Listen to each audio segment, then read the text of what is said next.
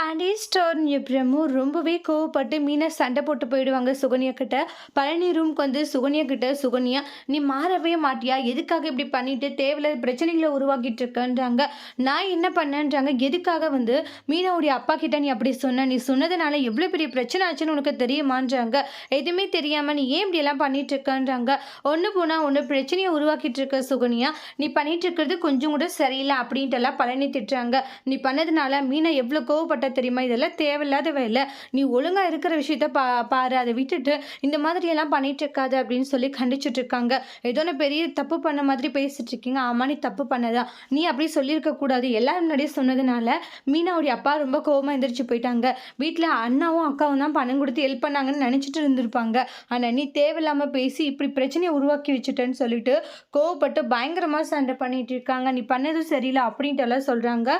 சுகன்யாவ warn பண்ணிட்டு போறாங்க. என்ன சொன்னாலும் இந்த குடும்பத்த பிரிக்காம விடமாட்டேன்னு சுகன்யா ஒரு திட்டம் போட்டுட்டு இருக்காங்க. அடுத்து வரக்கூடிய பிரமோல சுகன்யா எப்படி இந்த குடும்பத்த பிரிக்க போறாங்கன்ட்டு நெக்ஸ்ட் வீடியோல வெயிட் பண்ணி பார்க்கலாம். இந்த வீடியோ பிடிச்சிருந்தா லைக் பண்ணுங்க, கமெண்ட் பண்ணுங்க, ஷேர் பண்ணுங்க. மறக்காம நம்ம சேனலை சப்ஸ்கிரைபர் பண்ணிக்கோங்க. Thank you friends.